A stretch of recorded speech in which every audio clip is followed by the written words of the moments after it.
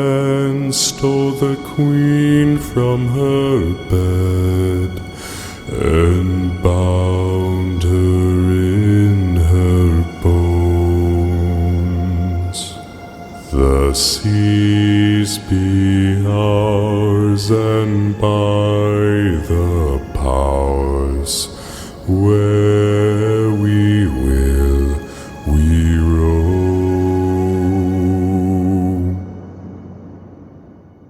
Yo-ho, all hands, hoist the colors high. Heave-ho, thieves and beggars, never shall we die.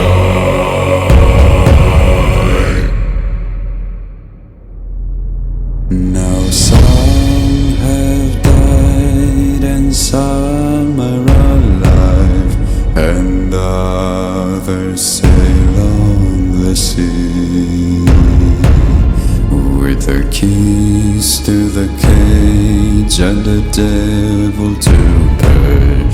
We lay to fiddler's grave.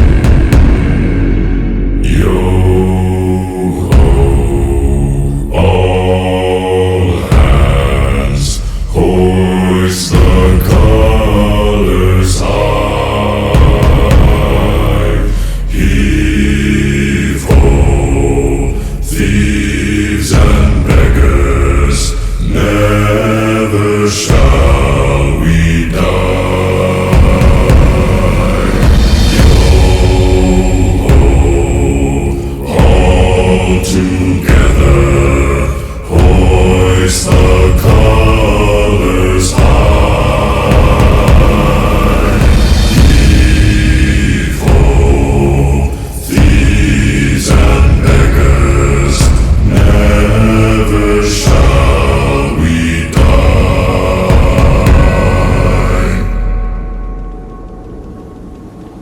The bell has been raised from its watery grave. Do you hear its sepulchral tone? We call to all, pay heed the squall, and turn yourselves toward home.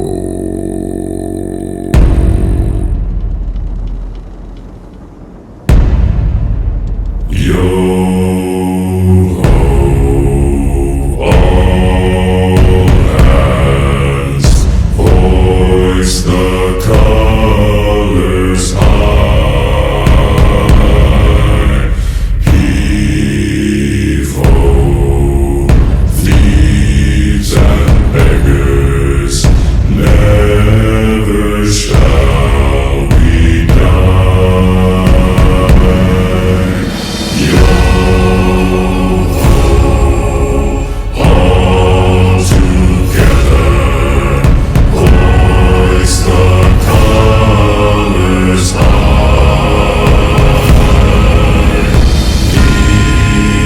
Heave-ho, thieves and beggars, never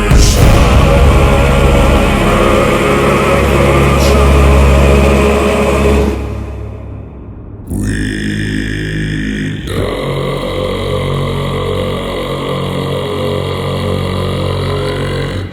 ถ้ำเขาขนาบน้ำได้ค้นพบโครงกระดูกขนาดยักษ์ของมนุษย์และงูซึ่งในขณะนี้ได้มอบหมายให้ทางคณะโบราณคดีเป็นผู้นำในการสำรวจและขุดค้น We are now at Khao Khao Nam Nam Caves, and we found like a huge and complete skeleton of a primate with a huge reptile skeleton side. The height of the primate is estimated to be 6.5 meters. According to the skull and the tools, it might be a male. He is lying in a natural position, with his hand clasping. หัวหน้าทีมสำรวจทางโบราณคดีได้ให้สัมภาษณ์ว่าจังหวัดกระบี่ปัจจุบันเป็นพื้นที่เก่าแก่จากรายงานระบุว่าโครงกระดูกมนุษย์ยักษ์ เกือบครบสมบูรณ์แล้ว รวมไปถึงกระโหลกศีรษะที่สมบูรณ์แบบ กระดูกอกและกระดูกส่วนขา ด้วยเหตุนี้เจ้าหน้าที่ตำรวจได้ทำการปิดกั้นพื้นที่เป็นที่เรียบร้อยแล้ว และส่งมอบไปยังทีมโบราณคดีเพื่อทำการตรวจสอบต่อไป que esta visão diz respeito ao final dos tempos.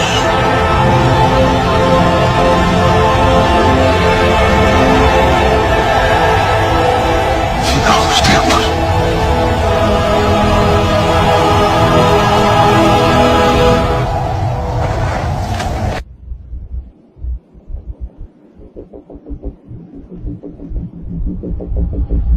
Beware of darkness.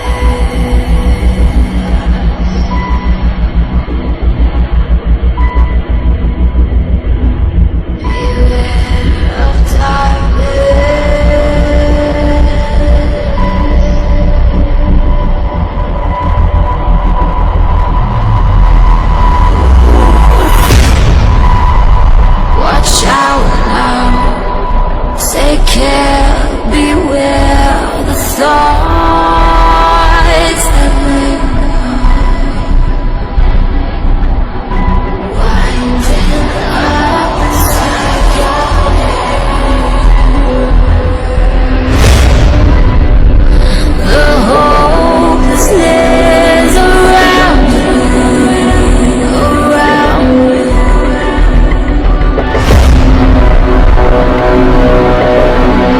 In the death night.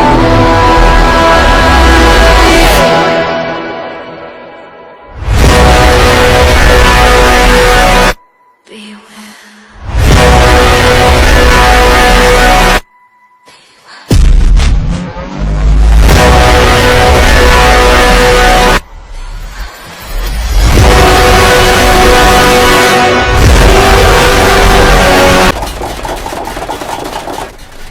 Para proteger a terra prometida, os israelitas devem derrotar os filisteus. Mas o rei Saul perdeu a bênção de Deus. E agora ele enfrenta o maior campeão dos filisteus, Golias.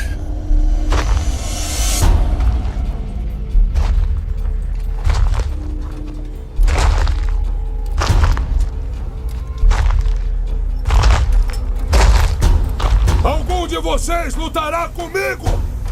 Israelitas, se vencerem, os filisteus serão seus escravos. Se eu vencer, vocês serão nossos escravos. Alguém tem que lutar com ele. Você não, Jonatas. O guerreiro que derrotá-lo será um homem rico. Nenhum homem em Israel. Nenhum homem de Deus.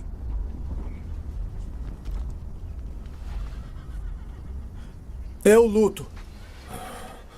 Davi, você não é um guerreiro, é um pastor. Sim, um pastor. Assim como protejo as ovelhas, Deus me protegerá. Onde está a fé de vocês? Onde está o seu Deus? Eu vou matá-lo. Vai precisar disto.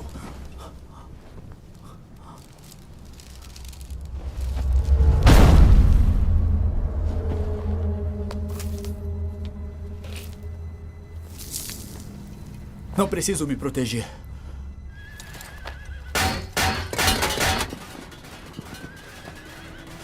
Ainda que eu andasse pelo vale da sombra da morte, não temeria mal algum, porque o Senhor está comigo. Sua vara e seu cajado me consolam. Unge minha cabeça com óleo. O meu cálice transborda.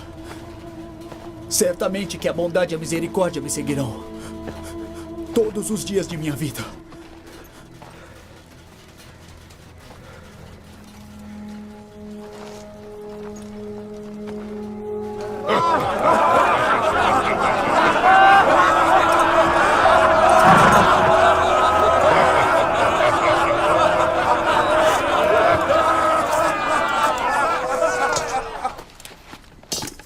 Acabe com ele! Israel encontrou o campeão!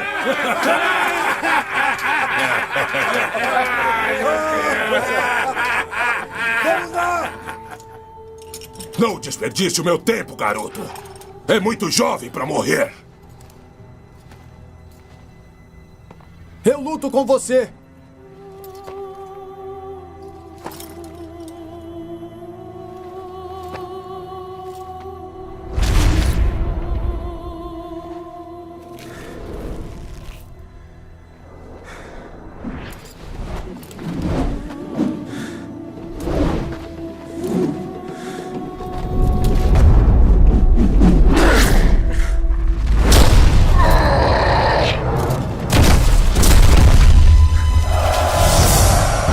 Pai, ele conseguiu. Davi conseguiu.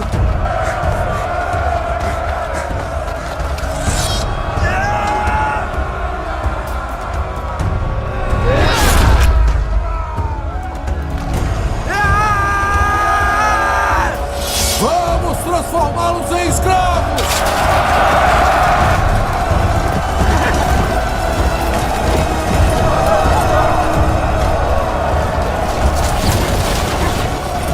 Davi, meu lobo em pele de pastor, você salvou meu reino, meu pastor guerreiro.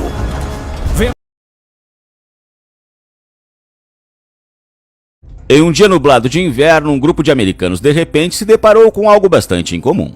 Um enorme crânio com uma única órbita ocular.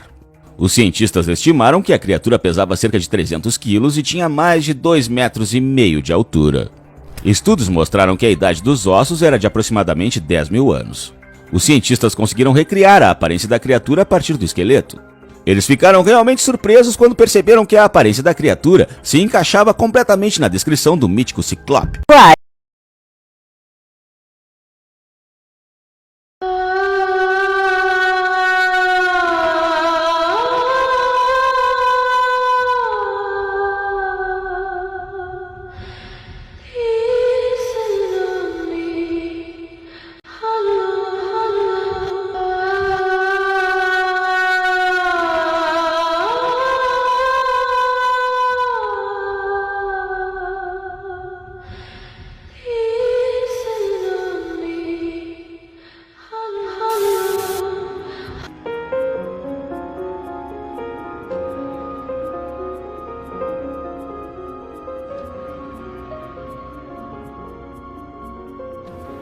Durante séculos, as civilizações têm sido marcadas por milhares de fatos misteriosos, os quais, de fato, têm sido o pontapé inicial de várias crenças espalhadas pelo mundo. Por mais que a ciência e a arqueologia tenham evoluído, ainda assim não são suficientes para responder muitos enigmas que ainda assolam a humanidade. Na verdade, é que o método moderno científico acaba ainda gerando mais perguntas do que respostas, e que ainda o tempo insiste em não revelar. Em contraponto, existem inúmeros registros que nos informam que muitos eventos realmente fizeram parte da nossa história. Fato esse que, para muitos, gera apenas como uma fantasia. Até pouco tempo atrás, o que era mito acendeu a lanterna dos pesquisadores. O achado do selo de Ezequias, de aproximadamente 700 anos antes de Cristo. Muito de nossas histórias se perderam, sem deixar praticamente nenhum vestígio. Para muitos historiadores e arqueólogos, tudo indica que tudo se perdeu após o dilúvio. Mas parece que não. Durante séculos, o Vaticano escondeu um documento que mudou mais tarde o rumo de uma história. Um livro de proporções gigantescas. Um livro de aproximadamente 75 quilos. E a pergunta ficou: por que eles esconderam esse livro? O que está escrito nele? Quem escreveu? Vem comigo nessa história.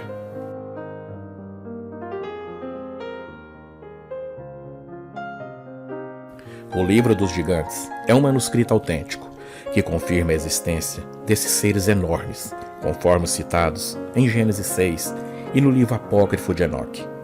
Apesar de ser um manuscrito que está fragmentado e apresenta falhas por ser lido na íntegra, ele cita diversos pontos interessantes que confirmam o que já conhecemos por outros autores. Esses seres gigantes são mencionados em várias culturas e civilizações antigas ao redor do mundo. A sua existência é uma parte fundamental do folclore e da história humana. Já nos primeiros capítulos de Gênesis, vemos a narrativa desses seres enormes. E alguns eruditos defendem que esses seres gigantes eram anjos, que teve relações com as mulheres da Terra, vindo assim propagar a raça desses gigantes na Terra. Acredita-se que os romanos tiveram contato com os gigantes na Idade Média. Seriam eles os mesmos gigantes pós-diluvianos contados na história e na Bíblia? Haja vista que esses seres não foram totalmente exterminados da Terra. Vemos isso nas Escrituras, depois da Era Diluviana, aonde Josué e o povo hebreu enfrentam esses gigantes numa batalha sangrenta, aonde também Golias sendo morto por Davi e o rei Magog e vários outros. Lembrando que tudo isto após o dilúvio. A presença desses seres enormes veio a se espalhar pelo mundo. Muitos deles faziam parte de famílias nobres e seletas, como forma até de proteção e poder. Logo após o controle papal, o Vaticano obtiveram contato com esses seres gigantes, por questões religiosas e até política.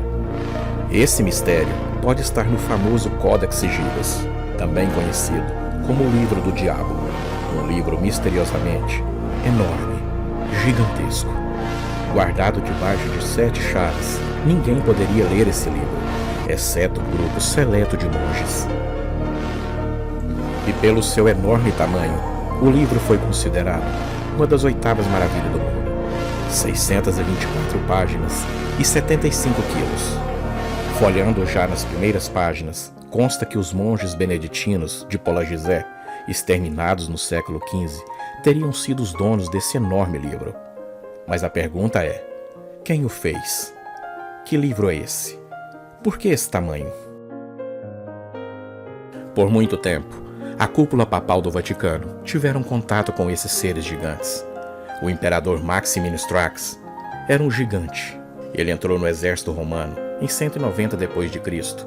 e devido a seu enorme tamanho e grande força, rapidamente ele começou a subir nas fileiras do exército.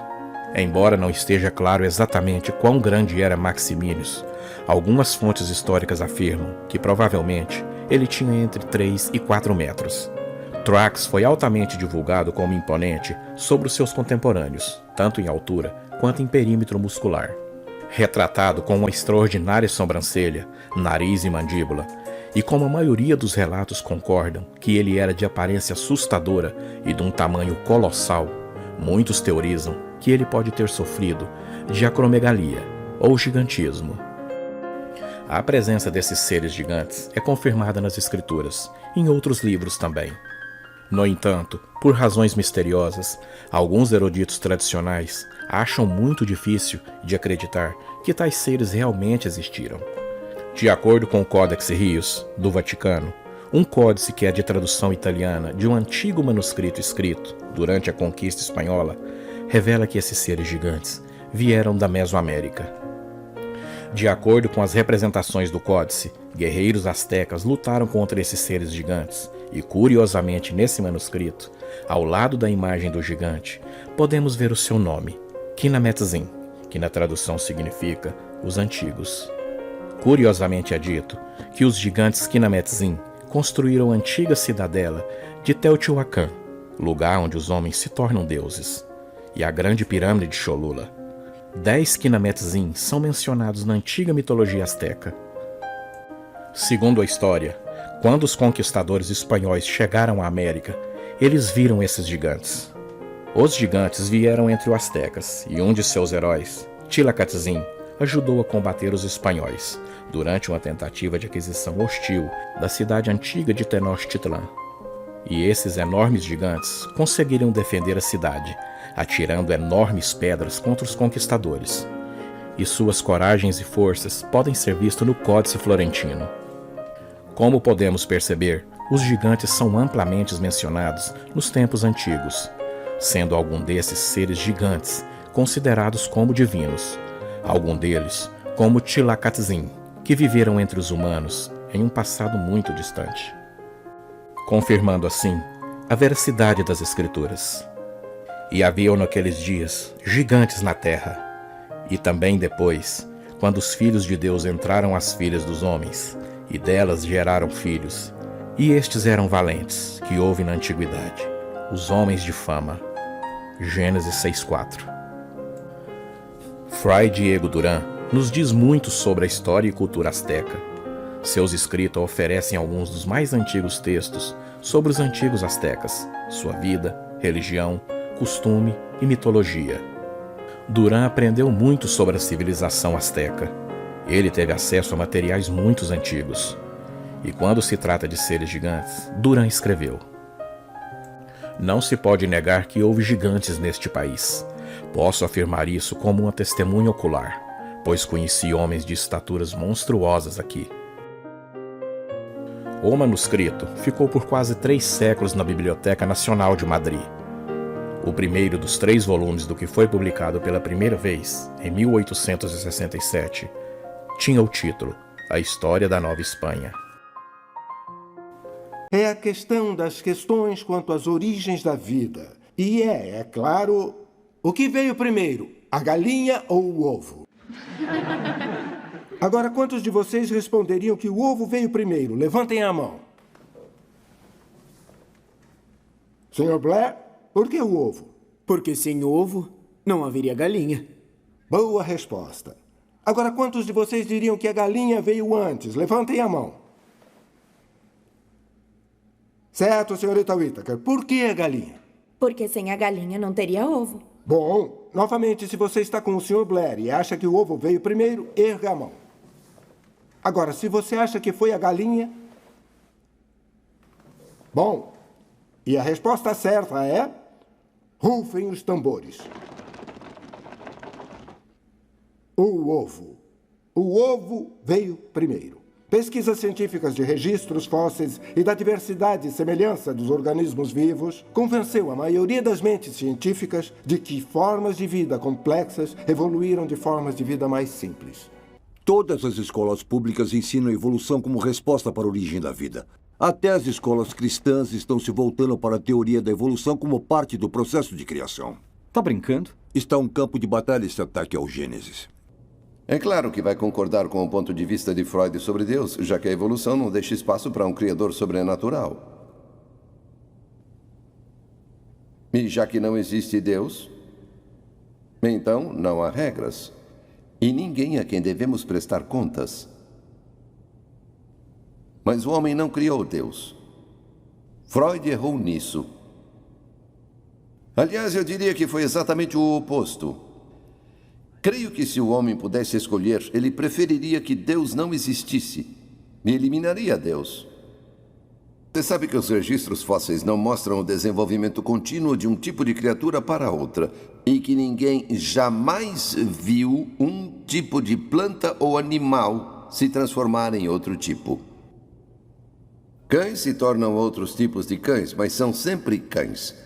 E podemos cruzar cães para formar novas variedades, mas eles nunca viram gatos ou cangurus, porque continuam dentro dos limites que Deus criou para eles no começo. E você sabe que há várias suposições usadas para calcular a idade da Terra usando datação radiométrica. Então por que está enganando a nossa plateia? A Terra não tem bilhões de anos. A Terra não tem nem milhões de anos, nada disso. O professor e eu podemos continuar infinitamente e entediar todos vocês com nossas definições técnicas. O que quer que ele diga?